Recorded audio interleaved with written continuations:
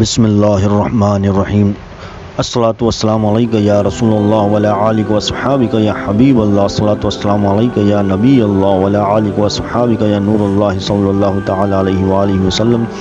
یا ناظرین، آج ہم جس قرآن پاک کی واقعے کا ذکر کرنے والے ہیں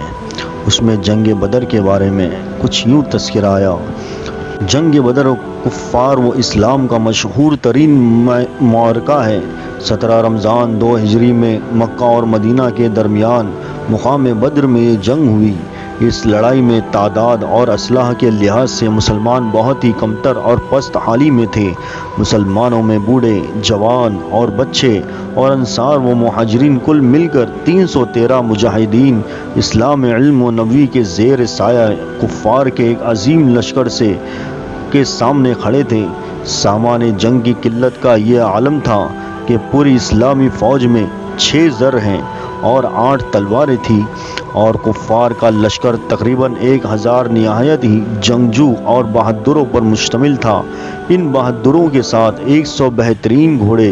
700 اونٹ اور قسم قسم کے مہلک ہتھیار تھے۔ اس جنگ میں مسلمانوں کی گھبراہٹ اور بے چینی ایک قدرتی بات تھی۔ حضور اقدس صلی اللہ تعالی علیہ وآلہ وسلم رات بھر جاگ کر خدا عز و جل سے لو لگائے مصروف تھے کہ الہی، اگر یہ چند نفوس ہلاک ہو گئے تو پھر قیامت تک روح زمین پر تیری عبادت کرنے والا نہ رہیں گے۔ دعا مانگتے ہوئے آپ کی چادر مبارک دوش انور سے زمین پر گر پڑی اور آپ پر رقت طاری ہو گئی، یہاں تک کہ آنسو جاری ہو گئے۔ حضرت ابو بکر صدیق رضی اللہ تعالیٰ عنہ نے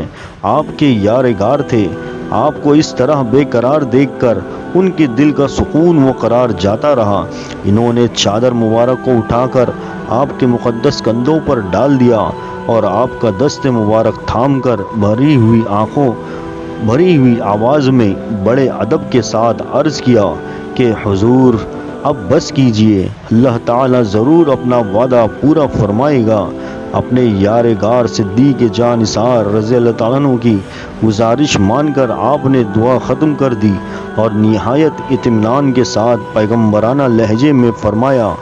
اور ترجمہ کنز الایمان، اب بھگائی جاتی ہے یہ جماعت اور پیٹیں پھیر دیں گے۔ صبح کو حضور علیہ الصلوۃ والسلام نے آیات جہاد کی تلاوت فرما کر ایسا ولولہ انگیز وعظ فرمایا کہ مجاہدین کی رگوں میں خون کا قطرہ قطرہ جوش و خروش کا سمندر بن کر طوفانی موجیں مارنے لگا، اور آپ صلی اللہ تعالی علیہ وآلہ وسلم نے یہ بشارت دی کہ اگر صبر کے ساتھ تم مجاہدین میدان جنگ میں ڈٹے رہے تو اللہ تعالیٰ تمہاری مدد کے لیے آسمان سے فرشتوں کی فوج بھیج دے گا۔ چنانچہ 5000 فرشتوں کی فوج میدان جنگ میں اتر پڑی اور دم زدن میں میدان جنگ کا نقشہ ہی بدل گیا۔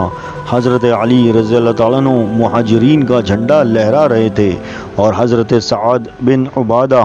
رضی اللہ تعالیٰ عنہ انصار کے علم بردار تھے۔ کفار کے 70 آدمی قتل ہو گئے اور 70 گرفتار ہوئے، باقی اپنا سارا سامان چھوڑ کر فرار ہو گئے۔ کفار کے مقتولین میں قریش کے بڑے بڑے نامور سردار جو بہادری اور سپاہگری میں یکتائے روزگار تھے، ایک ایک کر کے سب موت کے گھاٹ اتار دیے گئے، یہاں تک کہ کفار قریش کے لشکری طاقت ہی فنا ہو گئی۔ مسلمانوں میں کل 14 خوش نصیبوں کو شہادت کا شرف ملا، جن میں 6 مہاجر اور 8 انصار تھے، اور مسلمانوں کو بے شمار مال غنیمت ملا جو کفار چھوڑ کر فرار ہو گئے تھے۔ اللہ تعالیٰ نے جنگ بدر اور فرشتوں کی فوج کا تذکرہ قرآن مجید میں ان الفاظوں کے ساتھ فرمایا، اور ترجمہ کنز الایمان، اور بے شک اللہ نے بدر میں تمہاری مدد کی جب تم بالکل بے سر و سامان تھے، تو اللہ سے ڈرو کہ کہیں تم شکر گزار ہو جب اے محبوب تم مسلمانوں سے فرماتے تھے، کیا تمہیں یہ کافی نہیں کہ تمہارا رب تمہاری مدد کے کرے 3000 فرشتے اتار کر؟ ہاں کیوں نہیں، اگر تم صبر و تقوی کرو اور کافر اسی دم تم پر آ پڑے تو تمہارا رب تمہاری مدد کو 5000 فرشتے نشان والے بھیجے گا، اور یہ فتح اللہ نے نہ کی مگر تمہاری خوشی کے لیے اور اس لیے کہ اس سے تمہارے دلوں کو چین ملے، اور مدد نہیں مگر اللہ غالب حکمت والے کے پاس سے۔ اور ناظرین، اس سے یہ ہدایت ملی کہ جنگ بدر میں مسلمانوں کی تعداد اور سامان جنگ کی قلت کے باوجود فتح مبین نے مسلمانوں کے قدموں کو بوسہ لیا۔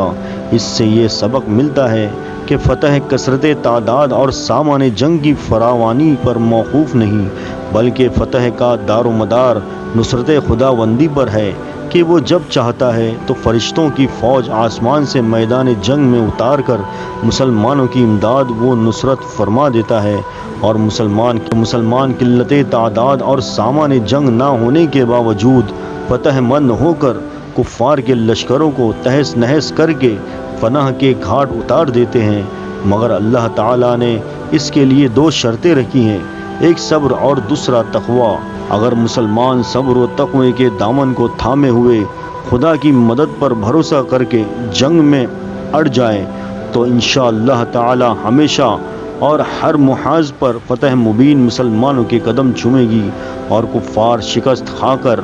راہ فرار اختیار کریں گے یا مسلمانوں کی مار سے پناہ ہو کر فی النار ہو جائیں گے۔ بس ضرورت ہے کہ مسلمان صبر و تقوی کے ہتھیاروں سے لیس ہو کر خدا کی مدد کا بھروسہ کر کے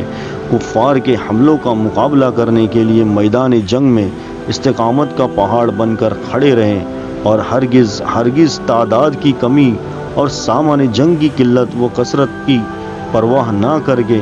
کیونکہ فرمان خداوندی ہے کہ مدد فرمانے والا تو بس اللہ ہی ہے۔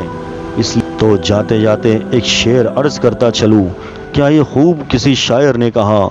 کافر ہو تو تلوار پہ کرتا ہے بھروسہ، مومن ہو تو بے تیغ بھی لڑتا ہے سپاہی۔